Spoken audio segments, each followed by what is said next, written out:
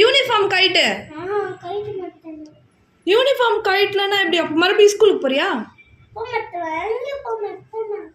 எங்கேயும் போகலன்னா அப்போ யூனிஃபார்ம் சேஞ்ச் பண்ணு. சரி நாளைக்கு ஸ்கூலுக்கு போக வேணாம், வீட்டிலே இருக்கலாம் ஜாலியா. சரி போவேணா, யூனிஃபார்ம் கைட்டிடு. யூனிஃபார்ம் கைட்லனா ஸ்கூலுக்கு போகணும்.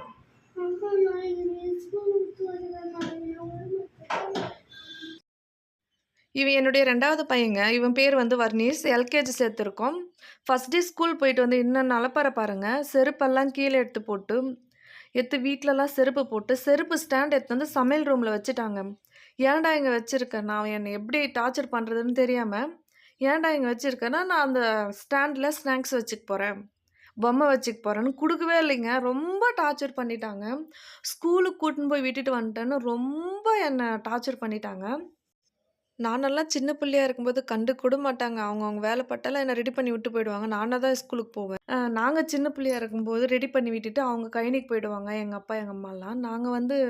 நாங்களா தான் ஸ்கூலுக்கு போவோம். ஊர்ல வந்து ஒரு கவர்மெண்ட் ஸ்கூலுக்கு நம்பளா நடந்து போவோம். இந்த மாரி நெறைய பேருக்கு இருக்கு. ஆனா இந்த காலத்து பசங்களுக்கு நெறைய வெரைட்டியான ஸ்நாக்ஸு, நெறைய ஃபுட்டு, இந்த மாரி டிஃப்ரெண்ட்டா ஹெல்த் ஃபுட்டு பண்ணி குடுத்தாலும், இவங்க ஸ்கூல் எடுத்துன்னு போய் நம்மளே விட்டுட்டு வரணும், நம்மளே கூட்டிட்டு வரணும். இந்த மாரியெல்லாம் நம்ம எவ்வளோ சேஃபா பார்த்துக்குறோம்.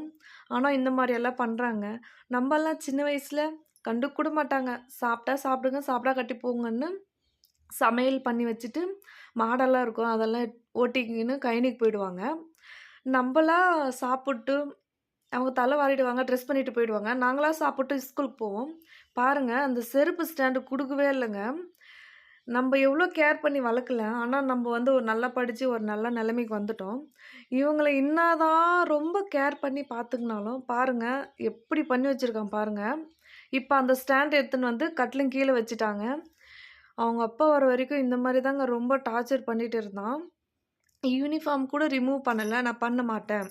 என்னை ஸ்கூலுக்கு கூட்டின்னு போனேன்ல, நான் வந்து யூனிஃபார்ம் எல்லாம் ரிமூவ் பண்ண மாட்டேன்னு ரொம்ப டார்ச்சர் பண்ணிட்டாங்க. அதுக்கப்புறம் ஒரு வழியா கடைக்கு கூட்டின்னு போயிட்டு, அவனுக்கு புடிச்ச ஸ்நாக்ஸ் எல்லாம் வாங்கி குடுத்த பிறகு தான், அப்போ கூட அந்த ஸ்டாண்ட மறந்துட்டாங்க. நானும் அவனுக்கு தெரியாம அந்த ஸ்டாண்ட எடுத்துன்னு போய் செருப்பு ஸ்டாண்ட்ல வச்சுட்டு செருப்பெல்லாம் அடுக்கிட்டேன். எவ்வளோ கேட்டு கேட்டு பார்த்து குடுக்கவே இல்லங்க. லாஸ்ட்ல கடைக்கு கூட்டின்னு போய் ஸ்நாக்ஸ் வாங்கி குடுத்ததுக்கு அப்புறம் தாங்க அவன் சைலன்ட்டா ஆனானே. என் பெரிய பையன் பேரு கவினேஷுங்க. அவன இன்னொரு வீடியோல காட்டுறேங்க. இவன் ஹோம் ஒர்க் எல்லாம் அவன்கிட்ட நான் எதனா வேலை செஞ்சுட்டு இருந்தேனா, இல்லனா கடைக்கு போயிட்டு வந்தேனா, "அண்ணா எனக்கு ஹோம் ஒர்க் எழுதி குட்றா. ஏய் எழுதி குட்றா" அப்படின்னு மிரட்டி அவங்ககிட்ட இருந்து ஹோம் ஒர்க் எழுதி வாங்கிக்கிறாங்க இவன். ஆனா என் 2 பசங்களுமே ரொம்ப டேலண்டா இருக்காங்க. கடவுள் குடுத்த ஒரு வரப்பிரசாதம்னே நாங்க சொல்லலாம். ஓகே ஃப்ரெண்ட்ஸ், என் வீடியோ புடிச்சா லைக் பண்ணுங்க, சப்ஸ்கிரைப் பண்ணுங்க.